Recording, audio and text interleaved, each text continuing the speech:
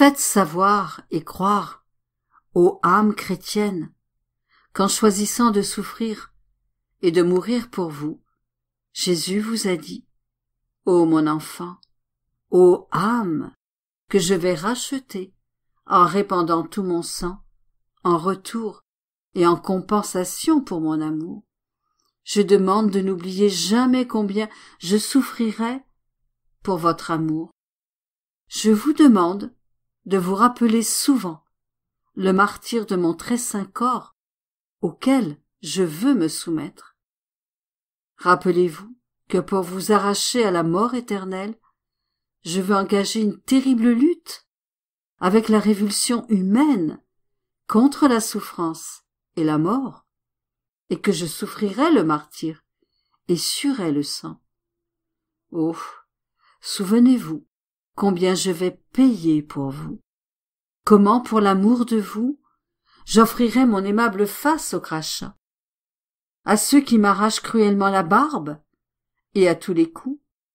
Regardez cette couronne d'épines, qui percera mon front avec une douleur telle qu'aucune créature humaine, ni angélique, ne pourrait jamais la comprendre. Puis, ils me condamneront à mort, en me jugeant indigne de vivre.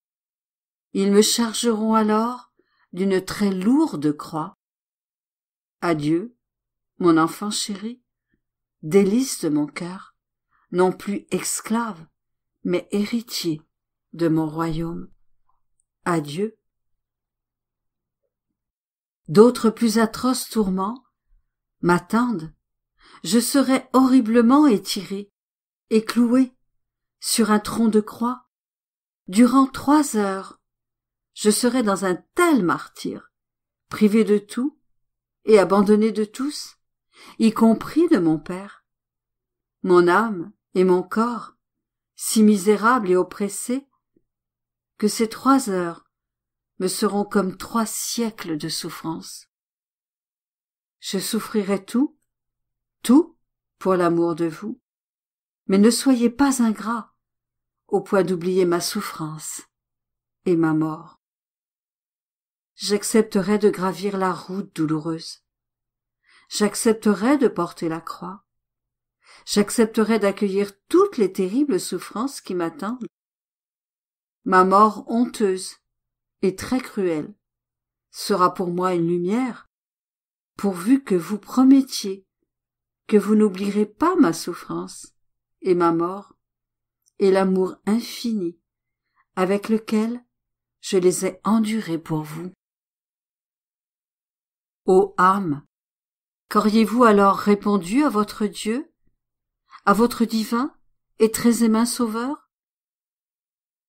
Jésus-Christ, vrai homme et vrai Dieu, avait tout cela présent devant lui.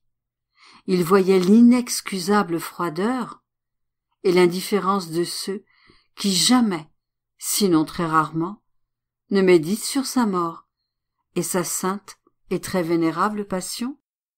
Il voyait la pieuse et sainte ferveur de ces âmes qui pâturent chaque jour dans cette bienfaisante et juste méditation.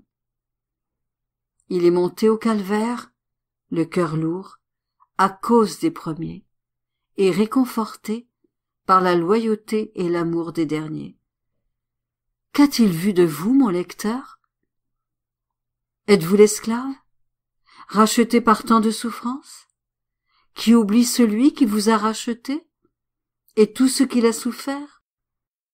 Préférez-vous vous amuser avec les futilités et les vanités du monde, renouvelant par vos péchés et votre ingratitude les souffrances et la mort très cruelle de l'amant bien-aimé de votre âme? Ah, méditons chaque jour sur la chère passion de notre bien-aimé Rédempteur Jésus.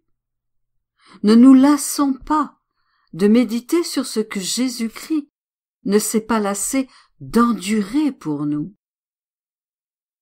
La méditation quotidienne de la très sainte passion de notre Seigneur Jésus-Christ produit des bienfaits inestimables pour ceux qui la pratiquent jour après jour Elle nous remplit d'amour et de gratitude et engendre une réelle et précieuse repentance pour nos péchés, une repentance qui n'est pas due à la peur des punitions temporelles ou éternelles, mais qui vient d'un pur amour de Dieu.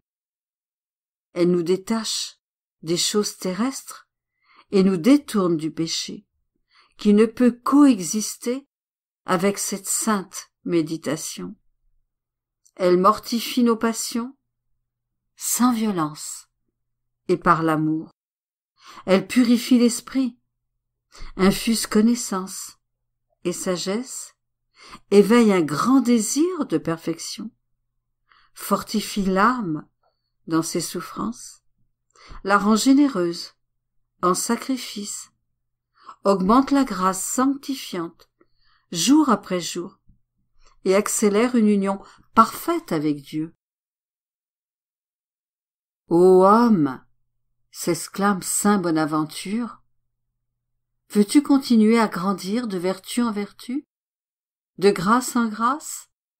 Alors, médite chaque jour la passion de notre Rédempteur.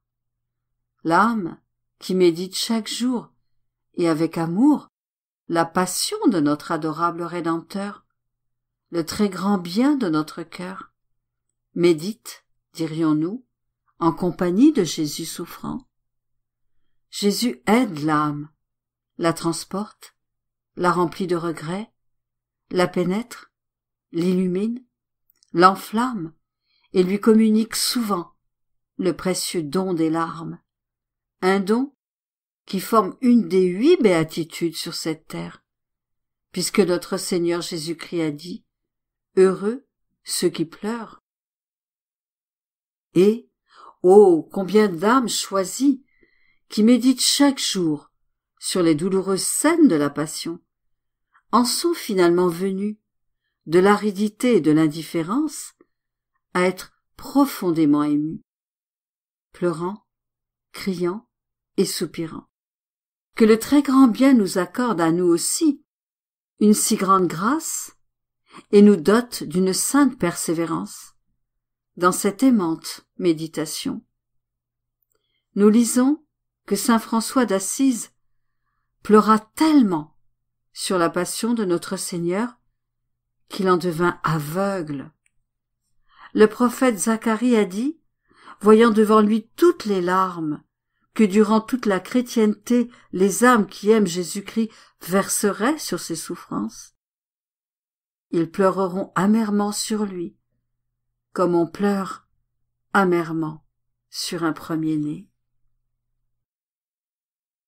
Je ne sais si parmi les signes de prédestination à la vie éternelle, il en existe un plus grand que celui-là, car l'apôtre a dit que si nous avons de la pitié pour Jésus-Christ, nous serons glorifiés avec lui.